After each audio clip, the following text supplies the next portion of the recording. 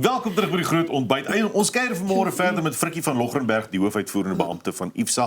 Ons praat vanmôre oor plaaslike markte en ek wonder of ons maar 'n bietjie oor die rand moet ook gesels. Frikkie, goeiemôre. Môre Pierre, môre Jen, gaan met julle vanmôre. Baie goed, dankie. Vars. Heerlik en warm. Heerlik. Ja, snoesig hier binne. Ja. Kom ons praat oor die plaaslike markte. Daar's baie positiewe bewegings. Ons moet praat dalk miskien op 'n stadium oor die rand ook, maar daar is positiewe tekens in die mark. Definitief. As jy gaan kyk, die rede is vir die positiewe beweging is internasionale sentiment. Jy kan dit optel in verskeie van die besigheidsindekse wat baie positief wys teenoor Suid-Afrika. So die internasionale beleggers is nou meer bereid om daai risiko om te belê in Suid-Afrika. So daar's 'n bietjie van 'n invloed van kapitaal. En natuurlik is sommer dit die rentekoerse wat nou nie aangepas was nie, is ook 'n positiewe ding uit 'n beleggersoogpunt uit. Want daar's nou 'n bietjie hoër koerse wat daar uiteen sit, maar die groot positiewe wat ons die laaste paar weke gekry het op die beurs is maar hulpbronne gedrewe. Dis die goudprys wat lekker hoog is. Daar is bietjie stabiliteit in daai omgewing. Die hulpbronne het letterlik is 'n groot gedeelte van ons beurs wat nou help om nou basies positief aan te pas. En natuurlik die rand ook wat versterk het. So dit is ook 'n positiewe gedeelte wat nou plaaslike beleggersentimente weer dryf. En 'n mens moet hierdie goed in gesegmenteer, maar jy moet positief uitvat. Dis nie sleg nie. Frikkie, as ons kyk na die eerste 7 maande van die jaar, hoe het die indeks van alle aandele gedoen? Jen, dit was nogal, as jy nou van voor af tot agter gaan kyk, dis eintlik as jy nou die grafiek kyk, die beurs het negatief beweeg. Nou, die laaste week, as jy nou so 'n paar weke daarby sit, dan is ons net positief, so net onder die 2% in totaal. Maar die totale groei of oor die tydperk is nie die storie nie. Die storie is die volatiliteit.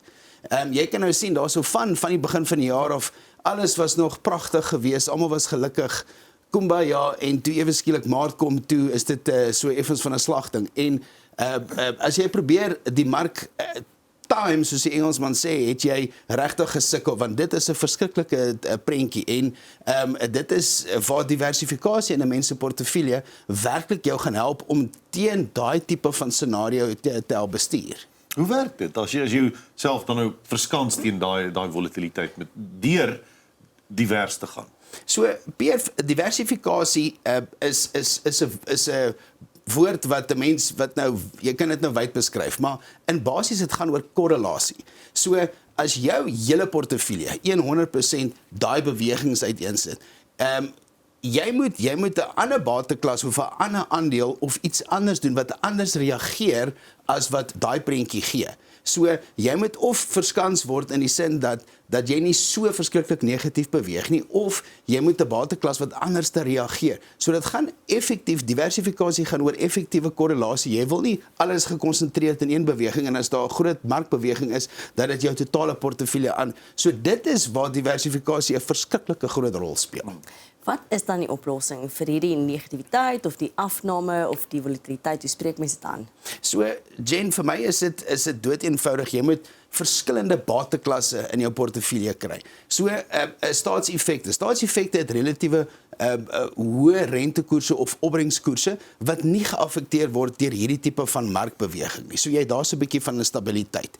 Jy moet verskillende aandele buiteland, soos wat ons gesê het, is 'n goeie tyd om nou kapitaal bietjie buiteland toe te vat omdat die rand bietjie sterker is, maar dit reageer anders as ons plaaslike mark.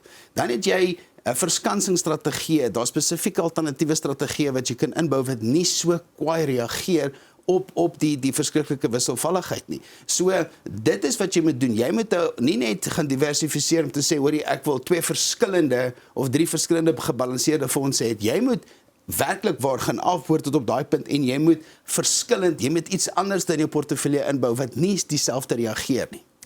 Goed, so, jy diversifiseer, dan keer jy daai op en af volatiliteit wat jou lompsom éventueel nie affekteer nie. Maar as 'n mens dan nou by verskillende bateklasse betrokke is, as 'n mens by verskillende lande se beurse betrokke is, is daar dan nou nie kostes vir elke een van daai individueel nie? Ek bedoel, stoot 'n mens dan nie jou dienskoste of jou operasionele koste net hoër op nie? So Pier, daar is definitief 'n koste-implikasie want sekere bateklasse is duurder geprys of is duurder om te bestuur as jou ander bateklasse. So bateklasse of fondse wat die potensiaal het vir groter groei, vir hoër groei, wat meer risiko het baie meer werk aan om daai risiko te bestuur as 'n konservatiewe fonds wat net rentedraend is.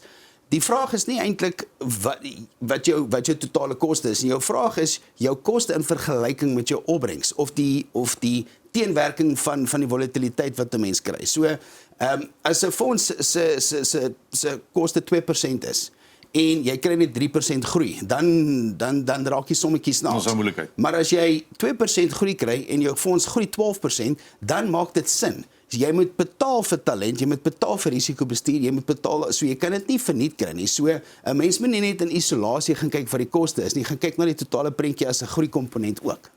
Frikkie, hoe weet ek het die regte strategie, die regte bateallokasie in my portefeulje? So 'n mens moet gaan toets. Jy doen 'n bietjie scenario toets. Om te sê, as die rand nou versterk met 20 of 30% en verswak met 20 of 30%, wat gebeur? Wat is die impak van my portefeulje? Dieselfde ook as die beurs, die totale algemene beurs, nou weer met 30% verhoog of 30% verlaag. Nou ewe skielik, nou gaan sien jy om te sê, hoor hierso, as die hulpbronne sektor negatief beweeg met 20%, nou ewe skielik beweeg my portefeulje ook met 20% negatief. So nou weet jy dat jy te veel allokasie tot daai bateklas het, jy moet diversifiseer. En so jy moet daai toetse gedoen en dit is waar mense soos ons inkom om te kan help om hierdie tipe van strategieë te toets en seker te maak mens weet waar jy is. Goed, nou behalwe nou van fooie wat jy moet betaal, watter ander kostes is daar vir mense wat op 'n langtermyn wil belê? As jy wil sê, luister, ek gaan nie altyd presies weet wat gebeur met daai fooie besigheid nie, maar wat is die ander kostes, want ek gaan eers op die langtermyn my geld daar wil uit hê. Natuurlik, en dit is belangrik om daai langtermyn, dink ek moet ons ook nou 'n bietjie oor chat, maar dis ook 'n gesprekspunt, maar vir my is daar twee dinge. Die een is definitief weer eens belasting. Ek hamer altyd so op belasting, want rente-inkomste word belas as inkomste. So jou belastingkoers kan belaglik wees. Jy kan die beste rente in die wêreld hê, maar as jy 45% weggee vir die ontvanger, dan begin die sommetjie nie sin maak nie. Dieselfde met kapitale groei ook. Jy gaan op 'n tyd, jy moet fondse verwissel, strategie verwissel, jy moet herbalanseer, jy gaan van daai inkomste begin, so jy gaan kapitaalwinsbelasting betaal, wees bewus daarvan. Dis iets wat jy moet rekening voorbring. En dan natuurlik die ander, ek sal nie sê dis 'n direkte koste, dis 'n inherente koste, is inflasie. As jy werklik waar nie weet waar jou persoonlike inflasie is nie, wat jou pakkie goedjies elke maand duurder mee word nie, en dit vergelyk met jou groei wat jy kry op jou portefeulje, dan jy gaan nie weet nie, totdat jy te laat agterkom, maar hoorie, my pensioen wat ek nou maandeliks trek, kom nou nie heeltemal mee uit nie, en nou verstaan jy nie wat aangaan nie, en dit is waar die berekening en die sommetjie, jy het kundige mense nodig om hierdie goede vir jou uiteen te sit. Wat is die impak van swak belasting of termynbeplanning? So uit 'n eenvoudige punt. Ek het 'n fisiese kliënt wat ons nou in laasweek wat ons nou uiteengesit het, wat al die regte dinge gedoen het. Hy het sy geld belê. Dit was beplan vir die langtermyn te sê, hoor, so ek het die geld eers vir 7 of 8 of ek dink was 9 jaar wat hulle dit nodig gehad het. Nou kom ons op die 9 jaar punt. Hy bel ons en sê, hoor, so asseblief help.